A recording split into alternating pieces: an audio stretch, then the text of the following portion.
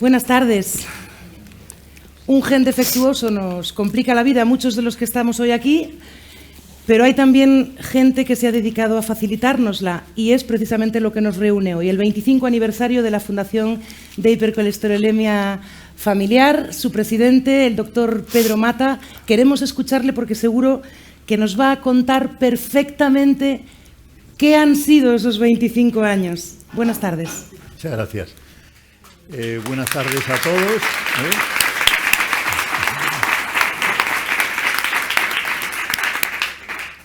Bueno, pues celebramos 25 años de la constitución de la Fundación Hipercolesterolemia Familiar, pero con la mirada puesta en el futuro.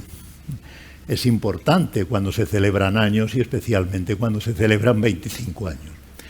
Desde la Fundación Hipercolesterolemia Familiar os damos la bienvenida y queremos agradecer a todas las personas e instituciones que nos han apoyado y acompañado en este apasionante viaje de los 25 años. Durante un cuarto de siglo, la Fundación ha trabajado incansablemente para detectar, apoyar y defender a las personas afectadas de hipercolesterolemia familiar en España. Y los pacientes con hipercolesterolemia familiar son los que dan sentido a esta celebración. Yo creo que ustedes lo conocen, ya se ha dicho esta mañana y se va a decir a lo largo de la tarde, pero bueno, merece la pena una breve introducción para decir que el HF, vamos a nombrar ahora así abreviada, es una enfermedad crónica desde el nacimiento, que tiene fácil diagnóstico y un tratamiento eficaz para prevenir el infarto de miocardio en edades muy jóvenes. Y a continuación les voy a contar los hitos más relevantes, que son muchos, pero los más relevantes de la Fundación de Hipercolesterolemia Familiar. En primer lugar, destaca la aportación reducida al tratamiento crónico que se consiguió a finales del 2003 mediante un Real Decreto y que se aprobó en el 2004. Esto es muy importante porque ha cambiado el paradigma de la atención médica a las personas con hipercolesterolemia familiar y ha salvado muchas vidas. Entonces, esto es un hito que nos parece fundamental. Otro hito ha sido la construcción del estudio CEIHAR, que saben ustedes que es el acrónimo en inglés del Estudio Español de Hipercolesterolemia Familiar, que les voy a decir que aunque es español es una referencia internacional. A veces no se presume en nuestro país de lo que tenemos y a veces cuando uno va a hablar hasta con los políticos, gobernantes o médicos, a uno le preguntan a veces, ¿y qué se hace en otros países? Pues mire usted, no, es que resulta que el modelo le tenemos nosotros. El estudio, CEIHAR, es un estudio de cohorte prospectivo a largo plazo de familias con HF, que nos va a permitir conocer la historia natural de una enfermedad y entre sus múltiples objetivos poder facilitar datos para la planificación sanitaria y para la evaluación económica, entre otros objetivos que vamos a ir viendo a lo largo de la tarde. Simplemente decirles que este estudio es de ámbito nacional. Hay más de 1.000 familias de toda España con 5.500 personas y es un modelo de cribado en cascada familiar, porque por cada caso índice en la familia, que es el caso que primero intentamos identificar, se han detectado una media de 5 personas. Y yo diría que es un trabajo de orgullo nacional, ya lo he dicho, y que también es una referencia, como lo hemos dicho, a nivel internacional. ¿Cuál sería el tercer hito? El tercer hito sería la Estrategia Nacional de Detección de Hipercolesterolemia Familiar en España. La hipercolesterolemia familiar es un problema de salud pública y hay que insistir, poco reconocido y muy mal gestionado por los sistemas de salud. El objetivo de la detección y tratamiento del HF es salvar vidas y mejorar la calidad de vida de miles de ciudadanos, no solamente de nuestro país, sino que bueno, nosotros tenemos referencia que puede ser extrapolada a otros países del mundo.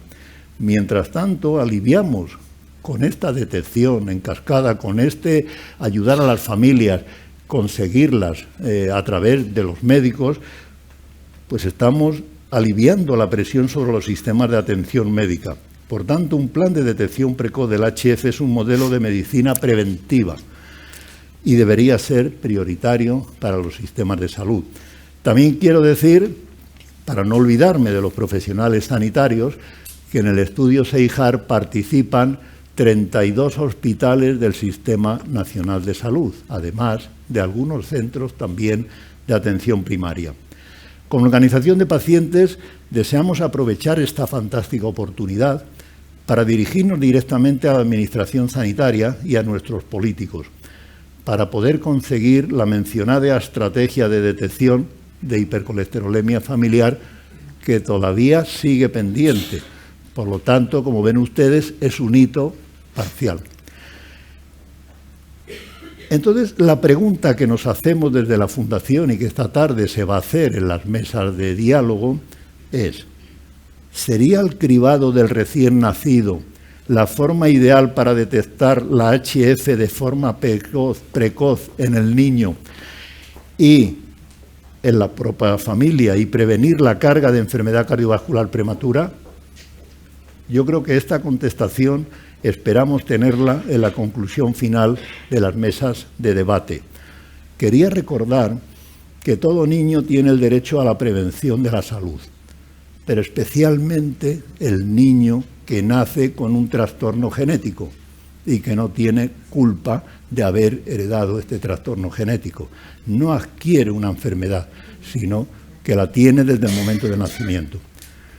Por lo tanto, bueno, como ya vamos a seguir enseguida, vamos a iniciar las mesas de diálogo, yo solamente les quería decir que la Fundación la presentamos en 1998. En aquel evento tan entrañable para los pacientes y para todos nosotros que asistimos en aquel momento, nos acompañó el exministro de Sanidad, don José Ramón Beccaria, y el secretario de Sanidad, don Enrique Castellón, que tenemos el placer de tenerle aquí con nosotros después de 25 años. En esta celebración tan importante por la trayectoria de la Fundación y los logros que se han obtenido para las personas y familias con HF, además de lo que hemos contribuido al sistema sanitario de nuestro país, como no podía ser de otra manera, hemos invitado de nuevo a los máximos responsables del Ministerio de Sanidad de nuestro país. Pero lamentablemente han declinado el acompañarnos por problemas de agenda, pero en 3 escalones, porque hemos llamado para que si no uno, viniese otro. Por problemas, como he dicho, de agenda, que respetamos, pero que no compartimos, y que desde nuestro punto de vista es una afrenta a los ciudadanos con hipercolesterolemia familiar. Muchas gracias.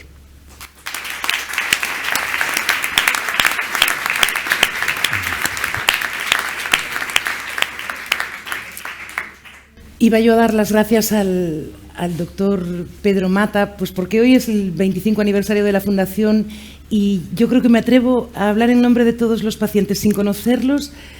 Si digo que gracias, doctor, por su responsabilidad profesional, por su perseverancia, lo saben bien en los ministerios, en los laboratorios, y por lo acertado que ha estado siempre con la gente de la que se ha acompañado. Eres, Pedro, nuestra gran suerte, la de los pacientes de hipercolesterolemia familiar.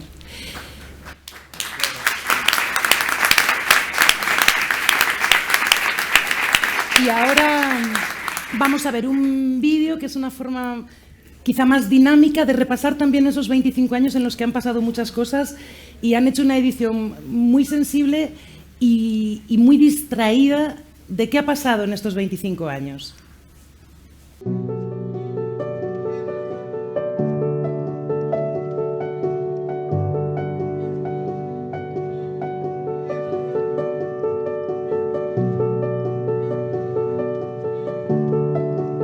La hipercolesterolemia familiar es el trastorno genético más frecuente en la persona. Es un trastorno genético o heredado crónico que afecta a 200.000 personas en el país. Implica tener una enfermedad crónica que vas a padecer toda tu vida y que además es hereditaria y pueden padecer también muchos miembros de la familia. Y es la causa más importante de infarto de miocardio prematuro. La mayoría, por ser una enfermedad silenciosa, pues no lo conocen.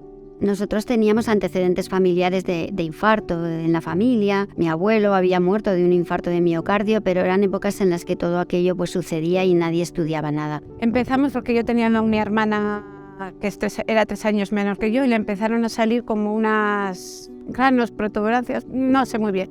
Y la llevó mi madre al médico y a raíz de ahí pues vio que tenía colesterol.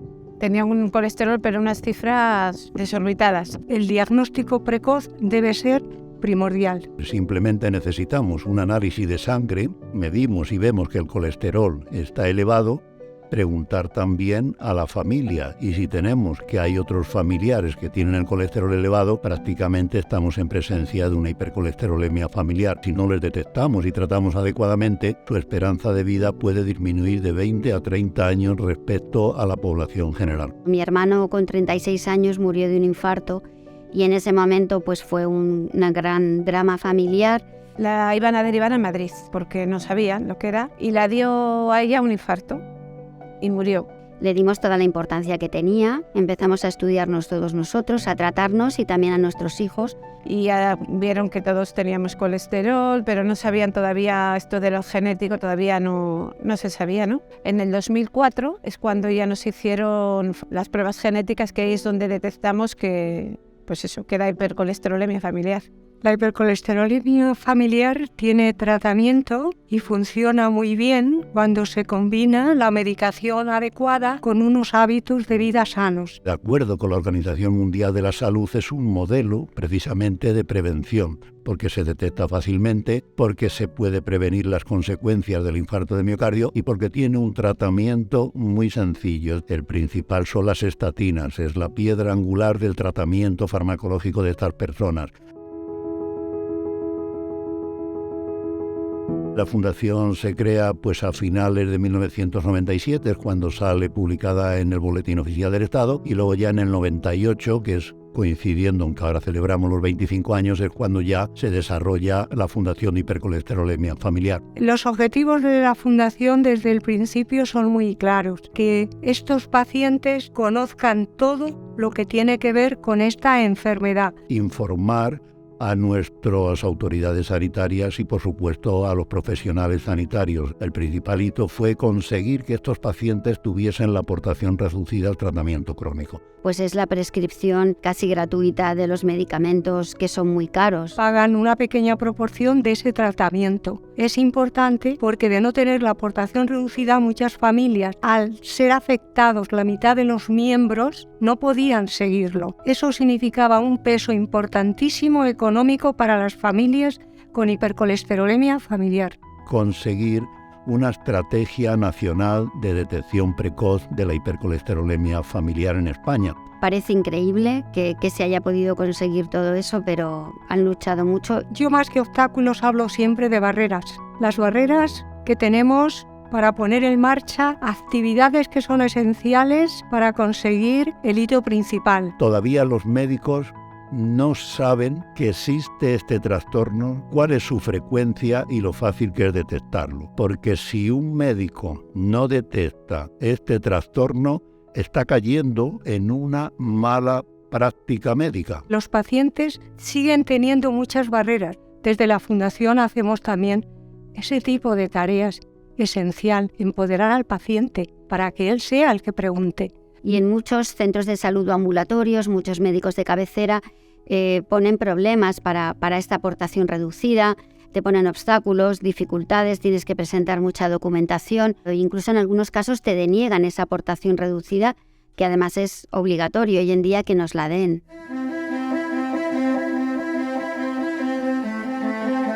El estudio SEIJAR es un estudio de orgullo nacional, donde además de 5.500 personas, que son más de 1.000 familias de toda España, intervienen 30 hospitales del Sistema Nacional de Salud. Comienza en el año 2004. Fue cogiendo dinámica, sobre todo a raíz de las jornadas de detección de familias que se hicieron de fin de semana, y en este momento la mediana de seguimiento de este estudio son más de 11 años. Por primera vez en el mundo estas personas tienen un algoritmo o una ecuación que nosotros llamamos de riesgo, donde se puede predecir con una exactitud de hasta el 85% y con unos parámetros sencillos el riesgo que tienen de hacer una enfermedad cardiovascular en los próximos 5 o 10 años. Hay más de 50 publicaciones científicas, pero en revistas internacionales de alto impacto.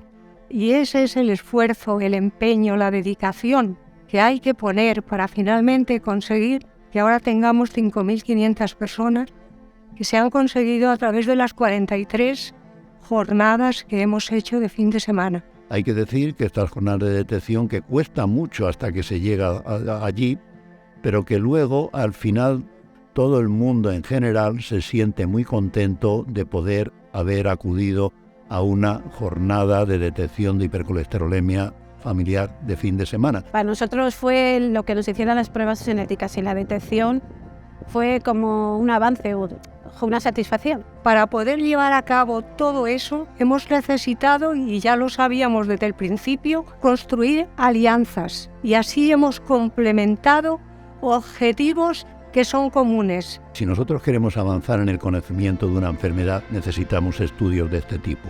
Además, estudios poblacionales, pero con seguimiento a largo tiempo. Esto nos va a ayudar a ver cuáles son los mejores tratamientos. Nos va a ayudar también a ver si las personas que están mejor tratadas evitan el desarrollar la enfermedad cardiovascular. Nos va a ayudar, como ya hemos hecho publicaciones, para que las propias autoridades sanitarias tengan estudios de coste-eficacia de lo que significa el hacer una intervención en salud como la detección precoz de la hipercolesterolemia familiar. No va a ser solo para favorecer a los ciudadanos de España, sino para favorecer a los ciudadanos del mundo.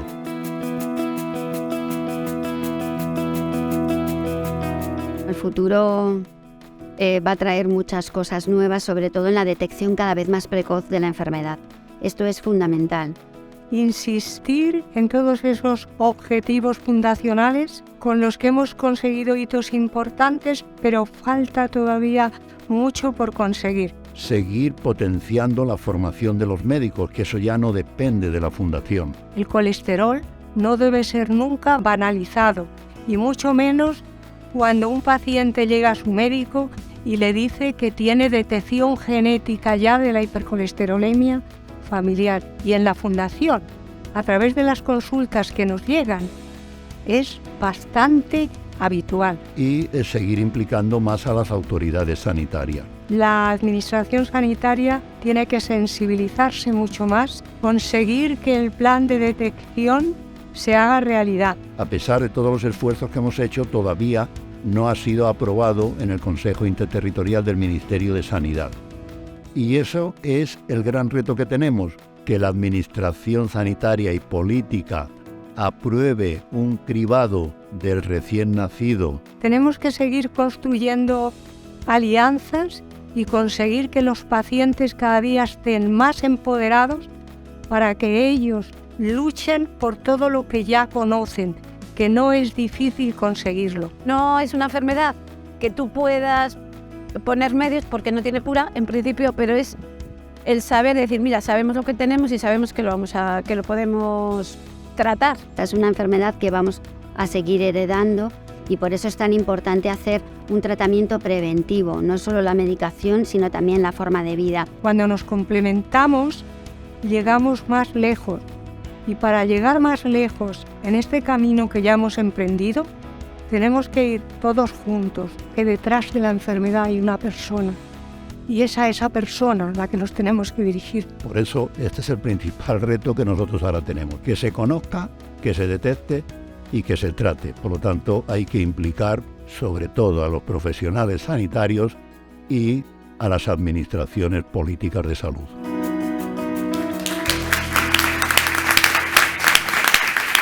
mencionaba yo antes cuando le agradecía a Pedro lo acertado que ha estado en las personas que ha elegido. Vayan pasando los pacientes. Yo voy a ir que ahora llamando nos María Teresa Pariente, Esther Villalmanso. ahora les contamos a todos ustedes quiénes María son las José personas Castillo, que se van a sentar en esas y sillas. Luis Miguel Fuentetaja. Que decía yo que el doctor Rodrigo Alonso es una de esas personas que han acompañado en este camino a... Yo no sé Muchos cómo años, vamos a muchos avanzar, años. tenemos Al el doctor nombre. Mata, ¿eh? Me siento aquí, y aquí yo. hay varios Sí. colegas, amigos, pacientes que nos han acompañado desde hace Vamos a ver si 25 no años. nos También la caemos. fundación es lo que soy gracias a todos ustedes. No es Ah, que no se nos solamente quieren sentar los a pacientes. nosotros, ¿eh? Que ¿No hay falta una más? silla. Esto lo resolvemos ahora mismo. Ah, faltan 2 sillas. Esto no es el guión de los bueno, pues Goyas, claro. esto es una celebración. Pues claro, ponemos Con aquí. muchas Bueno, ganas ahí y- está Marina y está Marco, por eso. No, ahora sobran sillas. Ahora sobran sillas. Bueno, por si la Rodrigo tiramos. se quiere sentar. No, yo no. Yo estoy mejor de pie. Bueno, Rodrigo, No se sienta. ¿nos cuentas quiénes son estas personas? A la primera de ellas la hemos visto ya, Sí, la hemos bueno, escuchado. muchos en han el salido vídeo. aquí en los videos, ¿no? Está María Teresa Pariente, parto por ahí porque por todos ustedes conocida, secretaria ejecutiva de la Fundación. La acompaña a su derecha Esther Villalmanso, que salió en el vídeo, nos va a contar su experiencia. María José Castillo, también, que tiene, además, que es médico, o sea, médico y paciente, ¿no? Sí. Luis Miguel Fuentetaja, otro paciente muy querido por nosotros, y allá la gente joven, el futuro, el presente y futuro de la hipercolesterolemia familiar, que nos van a contar también su experiencia, Marina y Marco. Así que es... ¿Ah? ¿Qué dices? Hola, muy bien. La generación Z de la HF. Bueno, no tenemos mucho tiempo, entonces vamos a hacer un diálogo entre los pacientes y nosotros. Y la primera pregunta se la vamos a dirigir a María Teresa. María Teresa ya nos dio un resumen de lo que era la fundación, de los objetivos de la fundación. Teresa, brevemente, ¿cómo se consiguen esos objetivos? Tú has hablado muy bien en el vídeo. ¿Y por qué es tan importante, desde tu punto de vista, desde el punto de vista de la Fundación, la sensibilización, la información y la concientización de los pacientes con HF? Bien. Los objetivos de la Fundación son informar, detectar y tratar a estas personas que nacen con un defecto genético, se hereda de padres a hijos y la mitad de los pacientes familiares pueden resultar afectos. Por eso es tan importante realmente que prestarles atención. La concienciación y sensibilización igualmente esencial para poner en marcha siempre promover el diagnóstico precoz, esencial para que estas personas no sufran un infarto de miocardio en edades jóvenes de la vida, porque la hipercolesterolemia familiar es uno de los primeros factores de riesgo cardiovascular y la primera causa de infarto de miocardio. Y la concienciación y sensibilización no solamente va dirigida a los pacientes, va dirigida a los profesionales de la salud e igualmente a la administración sanitaria. Eso es importante. Otro de los objetivos, profundizar en la investigación genética de esta enfermedad hereditaria, promover una alimentación sana o saludable y hábitos de vida sanos. Y además, yo creo que es muy importante reforzar, potenciar la colaboración que tenemos con los profesionales de la salud. Y además, seguir igual fortaleciendo alianzas, construyéndolas con todos esos grupos de interés, al igual que los profesionales de la salud, que son entidades que persiguen fines coincidentes.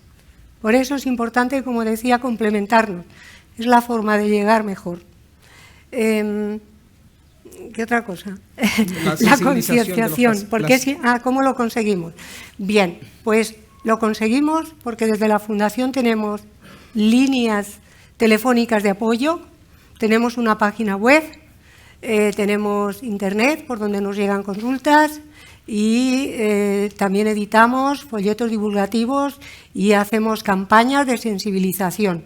Y, por supuesto, teniendo un equipo profesional en el que nos dedicamos con mucha ilusión, con un trabajo en el que ponemos mucho esfuerzo, siempre desde los principios éticos del rigor, del respeto, de la responsabilidad,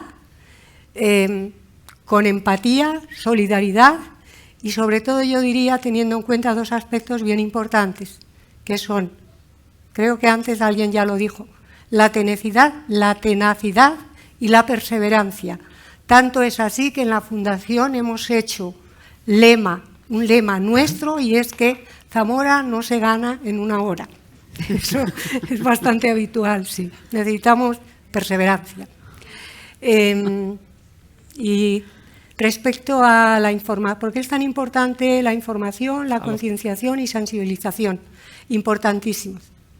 Esos tres factores debemos conjugarlos juntos, con los pacientes. Ellos tienen y necesitan información para saber todo lo que tiene que ver con la hipercolesterolemia familiar. Y no es que con una vez que se les diga lo van a entender, es un discursillo que tenemos que repetirlo muchas veces. Pero de esa manera llegamos a la sensibilización, y el paciente un poquito más sensibilizado, en él se empiezan a despertar ya sentimientos de lo que significa ese riesgo, y también un mensaje positivo que tienen que conocer, que se le damos, porque es muy gratificante saber que la hipercolesterolemia se controla, tiene tratamiento, y que además es muy eficaz, como decíamos, cuando se combinan ese tratamiento farmacológico adecuado con unos hábitos de vida sanos. Ahí el paciente ya está concienciado, y es cuando puede formar parte o determinar con su médico sentado, decidir y llegar a eso que tanto se dice y se habla, que son el estar informado para tomar parte en esas decisiones. Pues sí, porque el paciente tiene que seguir las indicaciones de su médico, y además con responsabilidad, porque la hipercolesterolemia familiar es crónica y el tratamiento que debe seguir también lo es. Por lo tanto, no lo puede discontinuar, y si él por decisión propia decide interrumpirlo, deberá siempre decírselo a su médico, para que el médico sepa por qué no ha conseguido esos objetivos buscados. Eso es muy importante, y eso se consigue cuando el paciente está concienciado. Muchas gracias, Teresa.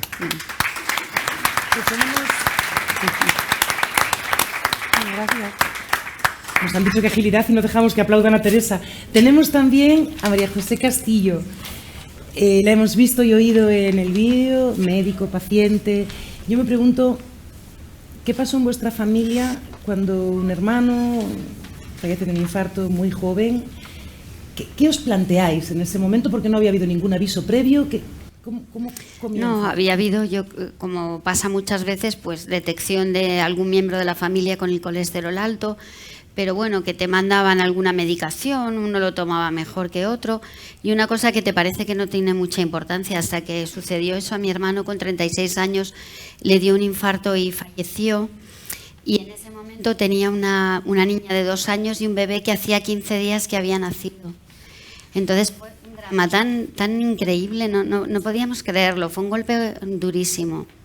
Y entonces, pues a raíz de ahí comenzamos a tomar todo esto más en serio, y gracias. Sí, ahora mismo. Gracias. Pues la verdad es que en ese momento fue cuando tomamos contacto con Pedro Mata, que estaba en la Fundación Jiménez Díaz, y yo creo que se encontró con una familia desesperada. Que fue un consuelo para nosotros, porque claro, nadie nos iba a devolver a mi hermano, pero en los primeros que pensábamos eran nuestros hijos. Es decir, es que efectivamente te mueres de esto. Sí. O sea, el colesterol no te duele, no te das mucha cuenta de que lo tienes alto, pero pueden pasar estos dramas, ¿no? Y entonces ahí empezamos pues a tratarnos, a hacernos análisis, la detección genética, y detectamos a nuestros hijos también que lo habían heredado. En mi caso, que tengo 4, 3 de 4. Entonces, bueno, pues es un cambio de mentalidad, un cambio en la forma de vida, intentar educar a los niños que desde pequeños saben que tienen que comer mejor unas cosas que otras, pues como dice María Teresa, intentar inculcar hábitos de vida saludables sin tampoco convertirles en enfermos, ¿no? Y a partir de los 9 años, en nuestro caso, comenzaron a tomar las estatinas. Entonces, bueno, pues van a los campamentos de verano con su medicación, se tomaban su pastillita solos. O sea, es duro, pero bueno, tienes la sensación de que es lo que hay que hacer, de que son absolutamente capaces de asumir esto y luego de la labor de la Fundación. O sea, el trabajo de la Fundación es increíble, ha sido fundamental y creo que es algo que todos tenemos que agradecerles.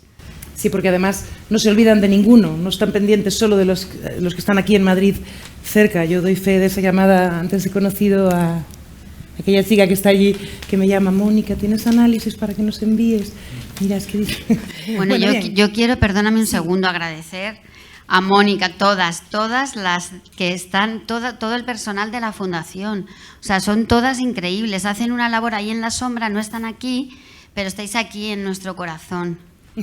Gracias. Un aplauso rapidín para ellos. Porque nos espera Esther Villalmanzo, que la hemos visto también. Esther, buenas tardes. En tu caso, un viaje también, bueno, pues desde la enfermedad hasta el diagnóstico de tu familia, cómo contactáis con la Fundación. Cuéntanos tu caso, vuestro caso particular. Nuestro caso, bueno, se remonta muchos años atrás, porque nosotros empezó todo por una hermana que tenía de 7 años, que la detectaron, pues eso, por unas cosas, bueno, que la salieron en el cuerpo, la llevaron al médico y detectaron que tenía el colesterol alto, pero unas cifras, pues eso, con 7 años tenía 1000 de colesterol, pero no sabíamos más. Detectaron colesterol, empezaron a estudiarlo y en el estudio en Burgos, pues eso, no sabían. Y ahí va a venir aquí a Madrid, estaba todo preparado porque para que la habían derivado aquí, y justo 15 días antes de venir, pues falleció de un infarto poco antes de cumplir los 8 años. A raíz de ella, pues ya venimos toda la familia, nos empezaron aquí a estudiar a todos. Teníamos colesterol, unos sí, bueno, nosotros éramos 6 hermanos, ¿no? Y mis padres nos empezaron a estudiar, teníamos unos colesterol, otros no, pero no sabíamos por qué. Luego ya a raíz de hacernos las pruebas genéticas, cuando ya fueron a las primeras jornadas que se hicieron en el 2004, que fueron ya a la asociación, ya nos detectaron que era hipercolesterolemia familiar, que aparte de hipercolesterolemia, que normalmente es heterocigoto, nosotros tenemos el caso de, como mis padres, los dos lo tenían, que eran heterocigóticos, tenemos el añadido de que parte de los hermanos, como la que murió y otros 2 más, son homocigóticos, que claro, es un añadido más porque tienen cifras más elevadas y es más grave, claro. Mi hermana falleció, luego tengo otros 2 hermanos que con 15 y 17 años les tuvieron que hacer trasplante de hígado y tratarles, pues eso, ya no solo del colesterol, sino también de su trasplante, evidentemente, que eso siempre trae unas consecuencias. Ellos son tratados, bueno, como enfermos homocigóticos. Bueno, claro, todo esto es un proceso largo. Desde el 81 que murió mi hermana hasta ahora, visitas a Madrid, ingresos frecuentes, estudios, y bueno, hasta ahora, bueno, lo que digo, ellos son homocigóticos, luego otros 3 hemos salido heterocigóticos y un hermano, nada, ese cogió los 2 genes buenos de mis padres y ellos nada. Y luego seguimos, porque claro, al ser, yo por ejemplo tengo 2 hijos y a mí los 2 se han heredado el gen. El una tiene cantidades, bueno, ahora porque está controlada, pero con 2 años tenía unas cantidades pues muy altas para una niña de 2 años. El otro de momento tiene la alteración, pero de momento no tiene el colesterol, digo yo que no sé si le saldrá con el tiempo. Pero bueno, y eso es nuestra historia. También tengo unas sobrinas que también lo han heredado. Y el caso es, lo bueno es que lo sabemos. Cuanto antes se detecte, bueno, muchísimo mejor. Nosotros sí que lo tienes, pero te da la tranquilidad por lo menos que sabes lo que es y que con unos hábitos de vida saludables, que con una medicación adecuada, pues bueno, puedes tener una vida normal, que nosotros tenemos pues eso, y controlarlo y saberlo. Y gracias nosotros, pues eso, también a la asociación por todo lo que hacen y porque están pendientes. Bueno, me reitero y vuelvo a repetir el agradecimiento, que lo diremos varias veces, y esa es un poco nuestra historia. Pues muchas gracias, Esther, también a ti. Tenemos a a Luis Miguel Fuentetaja, que tiene un amplísimo currículum profesional, seguro que personal, y además también en la hipercolesterolemia. Primer aviso, un infarto, triple bypass. ¿Cuál ha sido tu relación con el sistema médico en todo este periplo? ¿Qué nos quieres contar tú distinto? Yo lo primero que os quiero decir es que estoy vivo gracias a la Fundación y gracias a la suerte y gracias a que un primo mío tenía el colesterol elevado, también su padre, y unos meses antes de darme el primer infarto, el 24 de noviembre de 1994, no existía aún la Fundación, pues cuando sentí ese malestar indescriptible previo al infarto, pues en un primer momento me quise tumbar para ver si se me pasaba y me acordé rápidamente de mi primo que había tenido ya un episodio cardíaco y sabía que algún día me podía ocurrir lo mismo porque las cifras de colesterol que yo tenía eran similares a las suyas y a las de su padre. Entonces decidí irme inmediatamente al hospital. Afortunadamente yo vivía en Segovia, ahí cerca del hospital, y ni siquiera llamé a la ambulancia. Fui rápidamente, había un coche aparcado o sea, que iban a entrar allí en él y le pedí que me subieran al hospital. Conseguí llegar rápidamente a urgencias y luego después me dijeron, como he comentado esta mañana, los médicos que salvé la vida por 1 minuto, que si hubiera llegado 1 minuto más tarde no la habría salvado. Luis Miguel, ¿qué es lo que... Ay, perdón, pensé sí. que te parabas. No, continúa. No, lo que quería contar es que quiero hacer incidencia en esto porque creo que es importantísimo que lo sepamos. Porque poco después de que a mí me ocurriera eso, a una persona cerca a la casa donde yo estaba, me contaron que también se sintió muy mal, pues algo parecido a lo que a mí me ocurrió. Y le dijo el de la tienda, ¿te llevo al hospital? Dice, no, tranquilo, que me siento aquí a ver si se me pasa. Y no se levantó. Y también he tenido 2 amigos que tuvieron el infarto y les ocurrió lo mismo. Y en mi familia, pues han muerto ya también 2 tíos míos de infarto. Uno de ellos sí que lo sabía, pero todavía no existían las estatinas. Y eso fue un agravante, ¿no? Pero en la familia de mi padre, lo que se heredaba era la diabetes. Yo tuve un abuelo, el padre de mi padre, al que no conocí, y una tía a la que tampoco conocí, porque tenían todos los síntomas de la diabetes. Uno se quedó ciego, la otra se desangró en el parto. Y yo antes me estaba preguntando, vamos a ver, si mis tíos hubieran tenido ahora, en el siglo XXI, en 2023, diabetes por una transmisión genética, es prácticamente impensable que no lo supieran, lo sabrían de todas las formas. Sin embargo, hay muchísima gente que tiene hipercolesterolemia familiar y que están condenados a un infarto porque no lo saben. Si yo no hubiera sabido cuando me dio el infarto, el primer infarto, porque bueno, mi historial es bastante largo, ¿no? De infartos, anginas y bypass y stent. Pero si yo no hubiera sabido que mi familia tenía, o que yo tenía ese problema genético, me habría quedado en la cama y no me habría levantado. Y si hoy día mucha gente supiera que tiene hipercolesterolemia familiar y que podría tener un infarto, estoy absolutamente convencido de que primero se cuidaría y tomaría la medicación adecuada y probablemente no le diera el infarto. Pero si le fuera a dar, recurriría a los primeros síntomas también al hospital.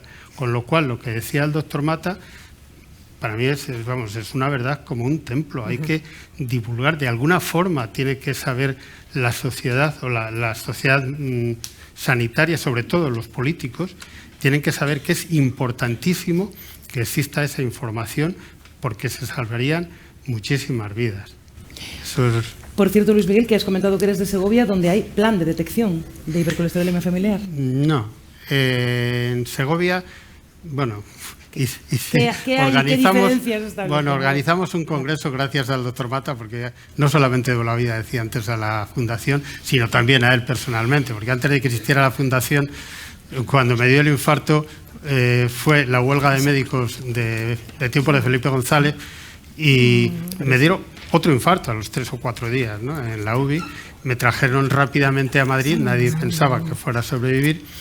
y estaba el número 1 en el clínico para la operación del bypass. Y nada, que pasaban las semanas, creo que pasaban 2 meses y no operaban. Y gracias al doctor Mata, que tuve la suerte de conocer, pues consiguió que me operaran en la Fundación Jiménez Díaz y bueno, pues estoy vivo, ¿no? Pero que en Segovia, desgraciadamente, pues no hay, yo no sé si se llama unidad de lípidos o cómo se llama, no hay detección. Mi familia tiene el estudio, pero porque han venido a Madrid.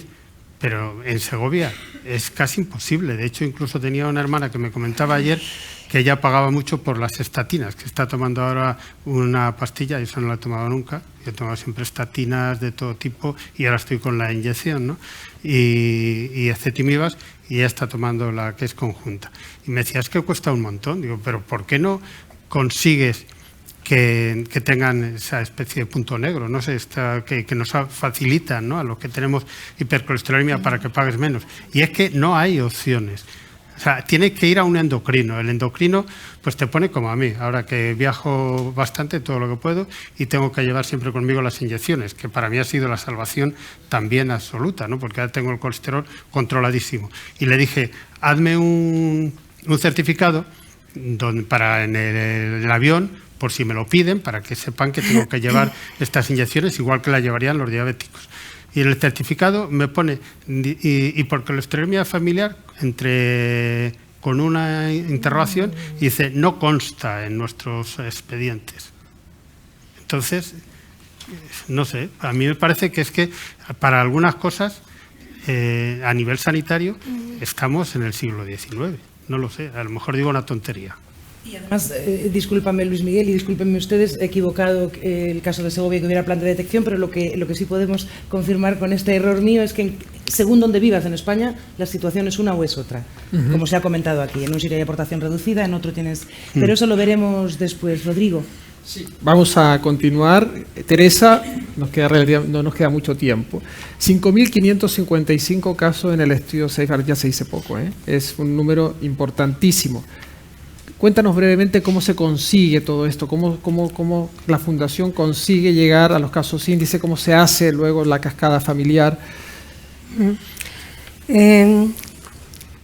El estudio SafeHeart es un registro de pacientes, todos ellos diagnosticados genéticamente. A la inclusión de estos pacientes se registran sus datos genéticos, clínicos, dietéticos y una encuesta de calidad de vida. Este estudio comprende un programa de seguimiento y este programa de seguimiento se concreta en una encuesta telefónica de llamada anual personalizada para conocer el estado de salud de todas esas personas y para incluir de nuevo datos analíticos, tratamiento, entre otros, ingresos hospitalarios, eventos cardiovasculares, ya sean fatales o no fatales, y también la encuesta de calidad de vida. Eso es. La mayor parte de estos pacientes, lógicamente, proceden de las jornadas de detección genética que la Fundación organiza en fin de semana, de viernes a domingo. Es ahí donde se hace la cascada familiar de todos aquellos, los familiares, de los casos índices que previamente se han identificado en los centros hospitalarios, la mayoría, y también algunos centros de atención primaria. De manera que, ¿qué hacemos? Porque las jornadas significan que nos desplazamos desde la Fundación, el equipo, a esos centros. Y para desplazarnos en fin de semana necesitamos tener allí una infraestructura. El hecho de que se haga en fin de semana es porque en fin de semana vamos a disponer de consultas externas y de espacios que de otra forma no podríamos conseguirlos. Tenemos que pedir autorización al centro hospitalario, que es donde se hacen, como hemos dicho, la mayoría, porque necesitaríamos 5 consultas médicas, una sala de extracciones con 2 enfermeras, espacio en el laboratorio donde se instalarán los técnicos que vienen para seguir el procesado de las muestras originadas en esa jornada Y también espacio para que los pacientes rellenen una encuesta dietética con la dietista, que también se desplaza. Y espacio para que la coordinadora de todo eso pueda situarse en controlar a los pacientes que llegan, dependiendo de que hayan elegido un día u otro, es decir, sábado o domingo. Y finalmente controlar todo ese material que volverá, por una parte, las muestras biológicas a Barcelona, que es donde está donde se centralizan las muestras en ese laboratorio, que es, decimos, el centro donde se almacenan las muestras de forma, bueno, centralizada, perdonad por la cosa. Y en la fundación, ese mismo día, es donde se depositan todos los cuadernos de recogida de datos que han rellenado los médicos y, como hemos dicho, todo lo demás llega a la fundación, allí se deposita porque la fundación es la encargada, digamos, y la responsable de esos datos. Es la responsable también de su confidencialidad y seguridad. Eso es una de las partes de la jornada de detección, que para poder explicarla debidamente tengo que seguir diciendo cosas importantes. Es decir, ya disponemos de los espacios de la infraestructura. Para eso, ya he dicho, nos hemos dirigido mediante una carta a la dirección del hospital que se nos ha concedido, explicándoles la fecha en que se va a desarrollar la jornada y qué significa el estudio SafeHeart, que es donde finalmente van a llegar esas muestras. Si es allí donde vamos a hacer el cribado genético de la HF en cascada familiar, ¿qué es lo que nos falta? Lo más importante, informar a todos esos familiares de esos casos índices. ¿Y cómo lo conseguimos eso? Se trata de un periodo de aproximadamente de 2 meses, desde que hemos fijado la fecha en la que se va a llevar a cabo la jornada. Ahí contactamos con los casos índices que nos ha dispuesto el centro a donde se vaya a realizar la jornada. Contactamos con ellos. Una vez que tenemos su consentimiento y los contactos de los familiares, empezamos a hacer la llamada desde la fundación. Y ahí es donde necesitamos, para que finalmente podamos contar con ellos, que no es fácil. Yo anoche lo comentaba aquí con otras personas que también hacen cosas parecidas y me decían, pero es que, ¿cómo hacemos? Es que no acuden. Es que para ello tenemos que poner en marcha lo que yo decía al principio, que es información, sensibilización y concienciación. Nosotros a esos familiares no los conocemos. Muchos de ellos no han oído nunca hablar de la hipercolesterolemia familiar. Sin embargo, ¿cuál es nuestro objetivo? Darles la posibilidad de ese diagnóstico precoz del que hablábamos. Entonces vamos a poner mucho empeño en ello. Al tratarse de... Sí. Nos dan orden que tenemos que apurar. Muy rápido. Tenemos que apurar y pasar a los 2 chicos. Así que bueno, pues entonces yo he dicho toda esa parte, ya he dicho que hay que concienciar, sensibilizar, que todos esos mensajillos hay que repetirlos 1 y 1000 veces, pero mirar para llegar a superar las barreras personales, familiares, emocionales, tenemos que construir un camino de confianza. ¿Y sabéis cómo se construye ese camino de confianza? Escuchando al paciente, dirigiéndole los mensajes de acuerdo con las características personales. Y ya acabo con esto. Muy bien. ¿Sabéis cómo? Descubriendo a ese ser humano que se esconde detrás de la enfermedad y que todos llevamos dentro. Es así, y así llegamos. Muchas gracias. Oportunidad de escuchar a estos 2 jóvenes que tenemos aquí en el otro lado, el cum laude de los que criamos colesterol con nuestra sangre. Vosotros sois un caso o 2 casos, ¿no? En 2 casos de homocigota, padre y madre, el gen defectuoso viene de los 2. En una pregunta vamos a intentar resumir, porque en vuestro caso sí que ha habido un cambio de vida. La homocigota tiene unos condicionantes mayores en la vida diaria, los tratamientos han cambiado, pues ala. Contadle a la gente qué es lo que ha hecho el tratamiento, ¿Qué ha los significado nuevos tratamientos para en ustedes? vuestro caso. Con el micrófono, ¿eh? Hola. Sí, está listo. Sí, pues ya está. Puedes hablar, ¿eh? Hola. Sí. Hola. Este no. Marina. Habla, no he dicho Hola, sus nombres, ¿me perdón, puedes Marco y volver a- Mel. Te escuchamos a ti perfectamente. Sí, lo que son los nervios, ¿eh? Pues mira, vosotros intervenís aquí como dos casos de homocigota, no heterocigota, que es lo que somos el resto de los que estamos aquí en este pseudo escenario. Los tratamientos han cambiado mucho. Vuestro condicionante de vida es muy superior en el caso de haber heredado el gen defectuoso de padre y de madre, ¿no? Dicho coloquialmente, pero es cierto que los nuevos tratamientos que nos han ayudado a todos, en vuestro caso, han marcado una gran diferencia de vida. Entonces, cuéntanos cómo era antes y cuéntanos cómo es ahora. A ver, yo empecé haciéndome hemodiálisis con 10 años en el Hospital Vall d'Hebron. Bueno, me pusieron un catéter y pues empezó la diálisis, que era una vez cada 15 días. Bueno, vieron que, a ver, era un poco incómodo también porque, claro, yo no podía hacer planes que otras chicas sí que podían hacer. Ir a la playa... Eso, acércate al micro y cuéntanos ese tipo de cosas que son realmente elocuentes. Era un poco... ¿Y por qué? ¿Por qué no podías ir a la playa? ¿Qué tenías en el brazo? ¿Cómo era eso? No, tenía un catéter en la parte de la, en plan, de la teta, ¿vale? Y que era como un tubo, ¿no? Y al acabar salían 2 tubitos que por ahí me sacaban las muestras de sangre para las analíticas, para no tener que pincharme. Y, a ver, fue algo un poco duro, porque claro, ver a tus amigas ir a la playa, hacer planes... Claro. Era duro, la verdad. Yo me tenía que aguantar y quedar en casa. Entonces, al pasar 3 o 4 años después, estuvieron mirando cosas para mejorar y me pusieron lo que es la fístula, que es una arteria y una vena junta. En plan, que las ajuntas y eso bombeaba, la verdad. Bueno, esos detalles que nos los cuenten luego los médicos, que Vale, también sí, los vamos sí. a tener, pero tú cuéntanos eso de la vida que también se entiende. ¿Qué pasó después Bueno, de eso, eso? que tenía la fístula y tal, y me pinchaban cada 15 días también. Tampoco, pero ¿volviste a la playa? Sí, sí. ¿Y qué más cosas volviste a hacer? Fue una mejora, la verdad. Eso. Pero los pinchazos dolían bastante. Ay, ya, no sé.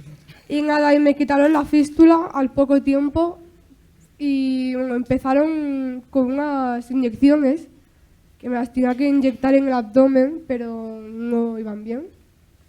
Me bajaba el colesterol, pero no lo suficiente. Entonces a mí y a mi madre nos comentaron que habían abierto un estudio de unas pastillas que son Lomitapide, que vienen de Estados Unidos. Sí, sí. Con ellas cuenta. Pues esas Una de las pastillas grandes me han condicionantes. cambiado la vida, las pastillas, la verdad. O sea, eso baja el colesterol a una velocidad que, vamos. Y hay que aprovecharlas porque son bastante buenas y bastante caras también. Eso es lo que hay que abordar luego también en las 2 mesas posteriores. Siento tener que cortaros, pero precisamente para que puedan intervenir todas las mesas, eso es uno de los grandes hándicaps. Luego nos contarán lo que vale, porque si no nos lo cuentan ya verás qué rápido lo recuerda Pedro.